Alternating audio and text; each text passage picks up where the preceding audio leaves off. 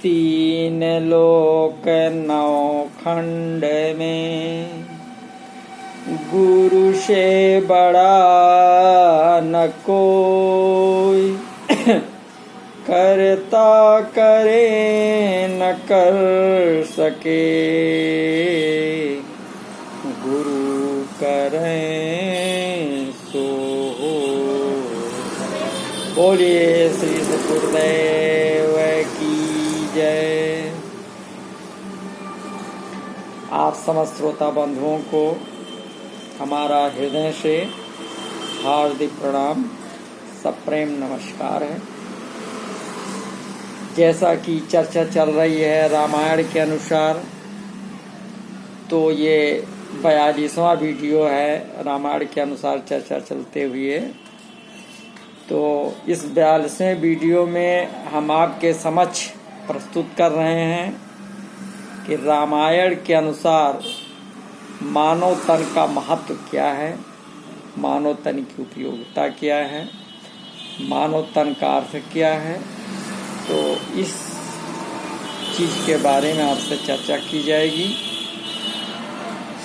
तो आइए प्रारंभ करते हैं गोस्वामी जी रचित श्री रामचरितमानस से, जिसमें उत्तरकांड का ये 43वें दोहे का पहला चौपाई है कि प्रसंग है कि एक बार रघुनाथ बोलाए और गुरु दीजे पुरबासी सब आए। और बैठे गुरु मुनि आरु द्विज सज्जन, और बोले वचन भगत भवभंजन। अर्थात एक बार श्री राम जी ने गुरु, ब्राह्मण और पूर्ववासियों को बुलाया और वे सब आए। जब गुरुजन एवं गुरु, मुनि, ब्राह्मण और सब सज्जन बैठ गए, तब श्री राम जी ने कहा, श्री राम जी बोले।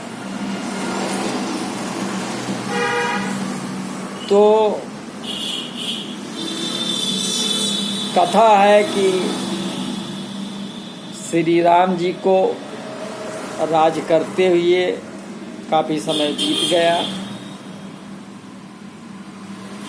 दिन दिन प्रत्येक दिन श्री राम जी के नए नए चरित्र होते रहे। तो जैसा कहा गया कि बार बार नारद मुनि आवें और नित नव चरित देख मुनि जाहीं। तो इनमें से एक दिन का चरित्र पहले कहे हैं, यथा भ्रातन सहित राम एक बारा से और पुण्य रघुपत निज मंदिर गए तक। फिर ये कहकर कि यही विधि चरित करत नित नए। तो अब दूसरे एक दिन का चरित्र कहते हैं, दूसरे एक दिन के चरित्र की बारी आ गई। तो तभी का एक बार रघुनाथ बुलाए। तो सबको बुलाने का भाव कि श्री राम जी सबको मुक्त करना चाहते हैं।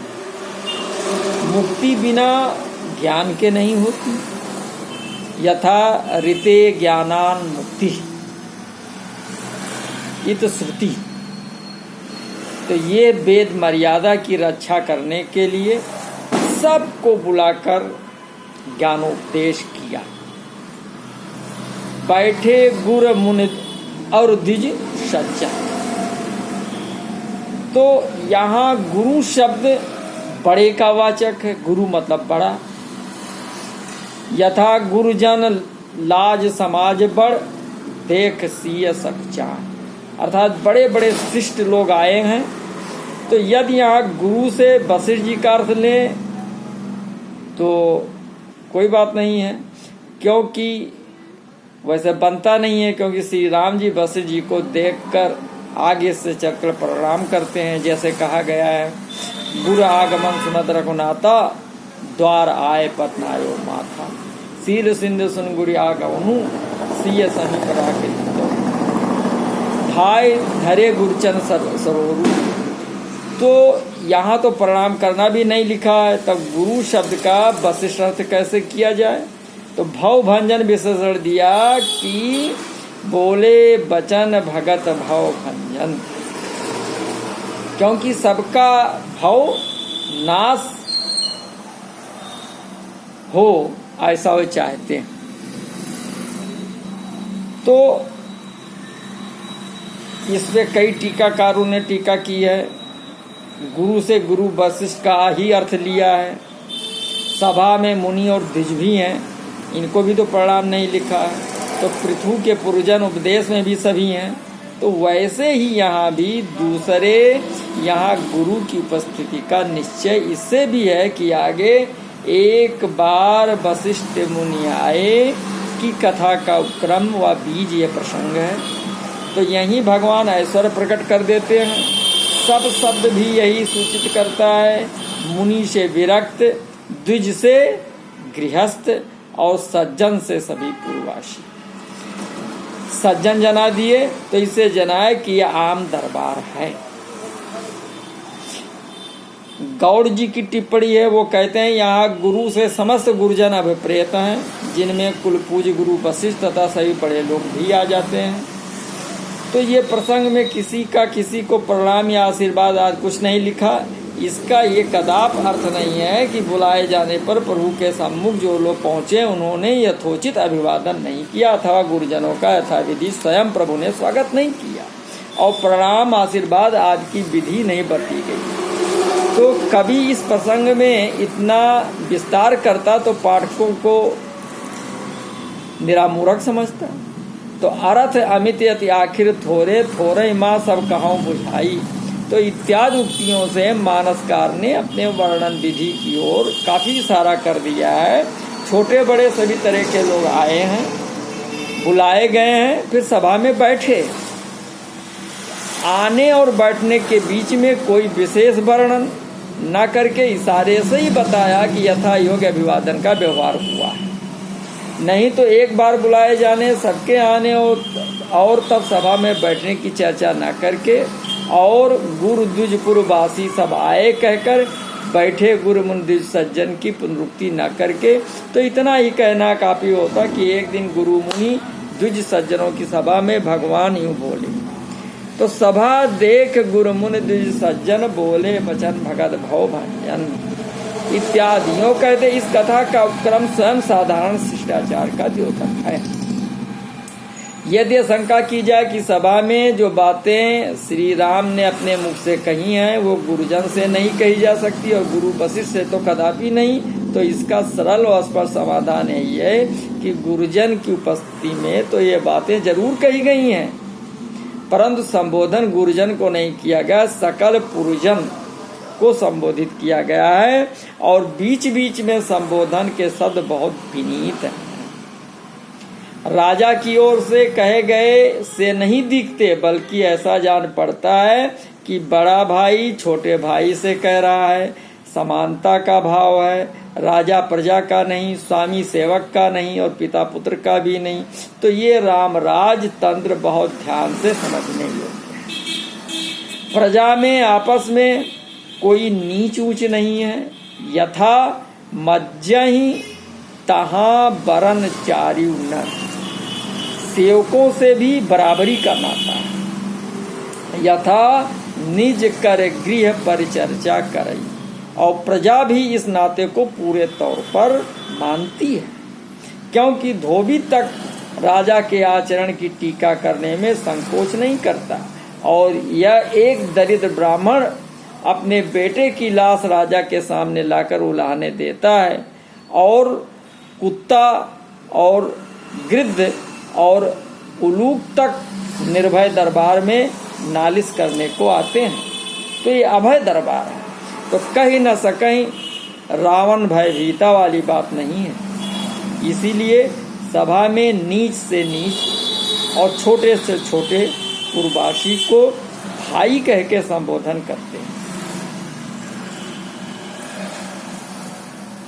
और हमें लग रहा है कि स्वामी विवेकानंद जी ने जो विश्व सभा में अपना संबोधन किया था कि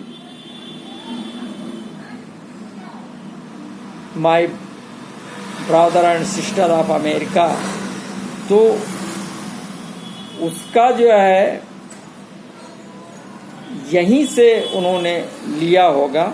बहुत सुंदर चीज बताई कि कहा कि भाई करके संबोधित करते हैं और गुरुजनों के समझ इसीलिए कहते हैं कि कहीं भूल होगी तो ये लोग सुधारने में ना चूकें। इसीलिए तो गुरुजन क्या, छोटे से छोटे आदमी के लिए संशोधन का द्वार आरंभ में ही खोल चुके हैं। तो जौ अनीत कछु भाषों भाई और तो मही बरजो भाई। जब कहने सुनने का हक एक अदने से अदने प्रवासी को है तो गुरुजनों का क्या कहना। तो प्रभु तरुतर कप डारते किए आप समान, तुलसी कहूँ न राम से साहिब शील निधान। साथ ही सुनने वालों के पूरी आजादी दी गई है कि जो पसंद आए तो इसके अनुकूल आचरण करना, क्योंकि ये स्वामी की ओर से कोई आज्ञा नहीं है और न किसी तरह की जबरदस्ती है।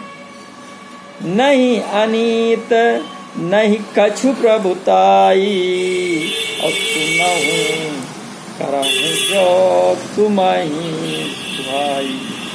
तो क्या किसी प्रजातंत्र में ऐसी आजादी हो सकती है? क्या किसी साम्यवादी सरकार में रामराज कैसे सुभीते हो सकते हैं? क्या किसी साम्राज्य में सम्राट इस तरह का व्यवहार करता है? किसी भी शासन पद्धति में रामराज का सा कोई नमूना कभी देखने में नहीं आया। इसीलिए रामराज की शासन पद्धति में, संसार में जो शासन पद्धति है वो अद्वितीय है और इसीलिए रामराज का पर्यायवाची शब्द संसार के कोश में नहीं। तो गुर द्विज पुरवासी सब आए और बैठे गुर मुन द्विज और सज्जन में जो क्रम है उस पर ध्यान देने से गुरु शब्द से वशिष्ठ जी का अंतर्भाव करना ही उचित है। बोले भगत भवभंजन से वक्तव्य का विषय और उसका हेतु भी सूचित कर दिया। ये भी जनाया कि सभी सभासद भक्त और अधिकारी थे। तो आगे का सुनौ सकल पुरजन के सुनौ से श्रोता वक्ता संबंध सूचित किया। इस प्रकार यहाँ अनुबंध चतुष्टय विषय, अधिकारी, संबंध और प्रयोजन अति संक्षिप्त रूप में सूचित है। राम जी का प्रजा के सम्मुख व्याख्यान।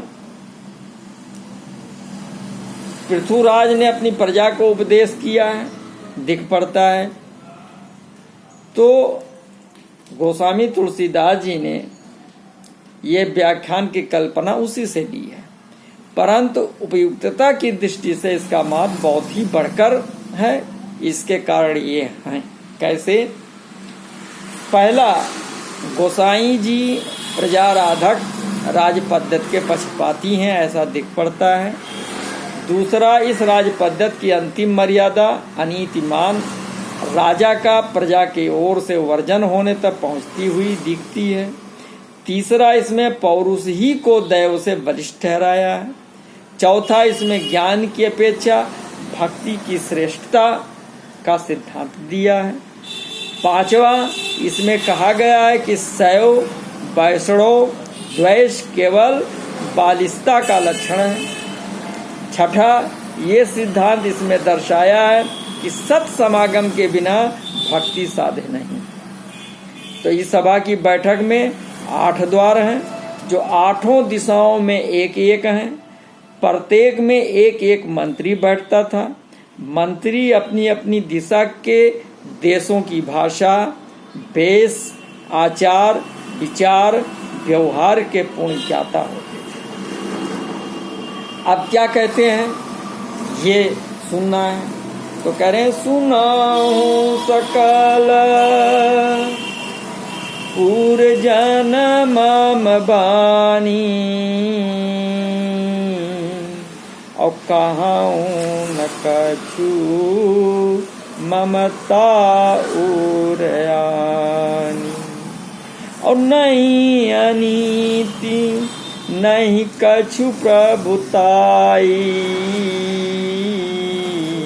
और सुनहूं करहूं जो तुम्हीं सुहाई, और स्वई सेवक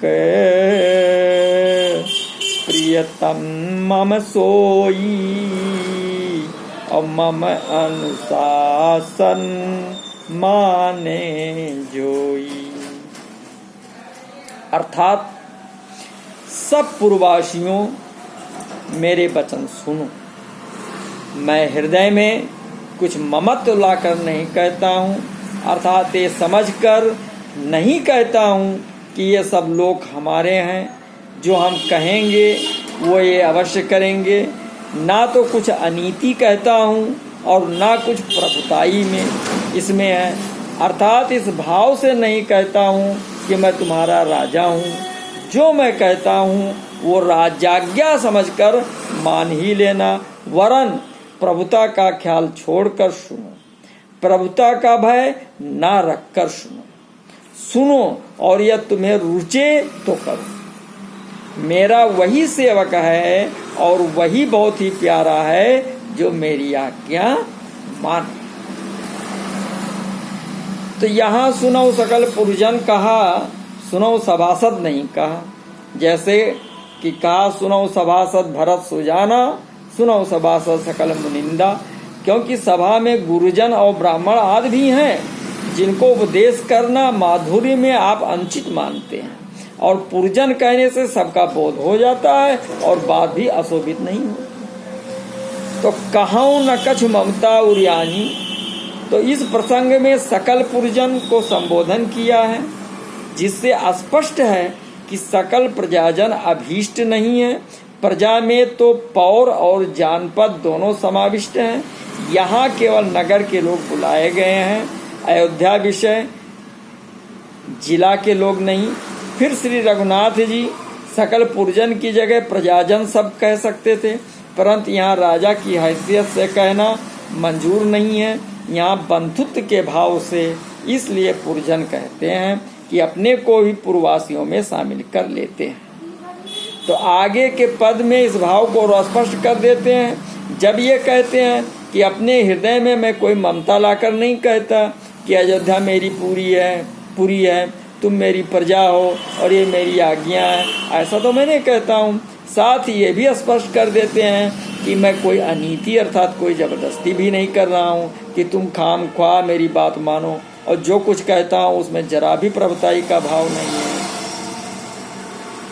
तो ममता का अन्वय वाणी के साथ करके लिखते हैं कि मैं जो कुछ कहता हूँ उसमें मेरी कोई ममता नहीं है।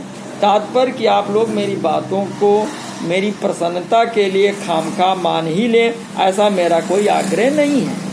यहाँ ममता शब्द का अन्वय वाणी के साथ करना ही ठीक है, क्योंकि पुरजनों पर तो प्रभु की अत्यंत ममता है ही, यथा ममता जिन पर प्रभु न थोड़ी। परंतु आग्रह न होने का ये मतलब भी नहीं है कि मेरे वचन नीति विरुद्ध होंगे। प्रभु आज्ञा देता है और वो माननी ही पड़ती है, परंतु मैं जो कुछ कह रहा हूँ उसमें जरा भी ऐसा भाव नहीं है। तुम उसे सिर्फ सुनो और जो तुम्हें पसंद आवे तभी उसके अनुसार आचरण करो। इसमें संदेह नहीं है कि वो मेरी सबसे प्यारा सेवक है जो मेरा अनुशासन माने। अर्थात जो ना भी मानेगा वो भी मुझे अप्रिय नहीं होगा, और जो मेरे अनुशासन पर विचार करेगा और ठीक समझकर पालन करेगा वो प्रियतर होगा, और वो भी मेरा प्रिय होगा जो निर्भय होकर मेरे किसी अनुचित भाषण पर मुझे रोकेगा। यहाँ आदि से अंत तक मित्र सम्मित वचन है और बंधुत्व का भाव दिखाया गया है। अनुशासन मानने पर भी प्रभुत्व का भाव नहीं है। एक तो इसलिए कि अनुशासन मानने वाला मुझे सबसे अधिक प्यारा होगा, इस कथन से स्पष्ट कर दिया कि और लोग जो अनुशासन नहीं भी मानते हैं वो भी प्यारे हैं, अप्रिय नहीं है। दूसरे की आज्ञा शब्द प्रयोग नहीं है, अनुशासन है, आज्ञा अनुशासन का है। आज्ञा और अनुशासन में अंतर है। अनुशासन का अर्थ है कि शासन की रक्षा के लिए अथवा शासन के अनुकूल आचरण। आज्ञा में कोई ऐसा भाव नहीं है। यहाँ अनुशासन का भाव यह है कि पिता के जीते जी युवराज पद के चुनाव में पौर और जानपद सारी प्रजा एक मत से श्री राम जी के पक्ष में थी। अकेले कैकेयी के विरोध से राज सिंहासन का त्याग करना पड़ा।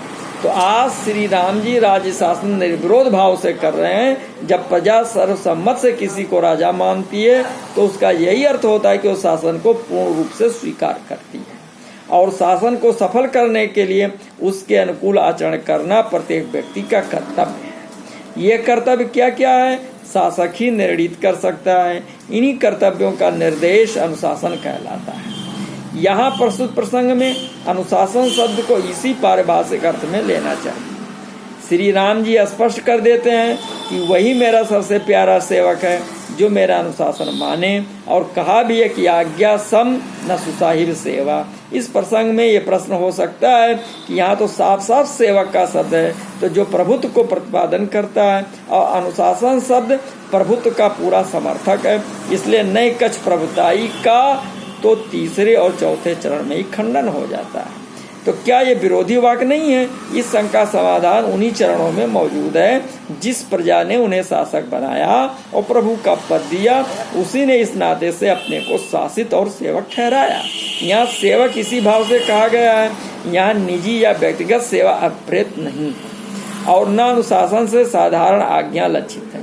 प्रभुत्व का भाव होता तो न मानने वाले की कोई गुंजाइश न थी। स्वतंत्र राजा जो कहता है वही कानून होता है, और कानून तोड़ना बगावत है। यहाँ अनुशासन कानून नहीं है, बल्कि शासन को चलाने के लिए सभी की आज्ञा है। अगर कानून होता तो जो अनित कछ भाषो भाई तो बरजो मोय भाई विसराई की जरूरत न थी। यहाँ भाई शब्द का मार्के का है, ऊपर के सेवक शब्द की गुत्थी को सुलझा देता है। पुरजन छोटे भाई हैं, राजा बड़ा भाई है। छोटे भाई बड़े भाई का अनुशासन मानते हैं, और बड़े भाई की ओर से अगर कभी मानव स्वभाव उचित कोई अनीति हो जाती है तो छोटा भाई मना करते नहीं, डरते, उचित सलाह देते हैं। और जब बड़े भाई के कहने के उचित को समझ जाते हैं तो बड़े भाई की बात मान लेते हैं। लक्ष्मण जी का श्री रघुनाथ जी से वनगमन के अवसर पर जो संवाद हुआ है, जैसा कि वाल्मीकि में वर्णित है, अथवा भरत जी का चित्रकूट में जो संवाद हुआ, वो थोड़ा बहुत इसी कोटि का समझा जा सकता है। पांडवों के चरित्र तो इसके उदाहरण महाभारत में भरे पड़े हैं। भाई बिसराई और न कछ ममता, इसलिए कहा कि तुम लोग ये ना समझना कि मैं राजा हूँ।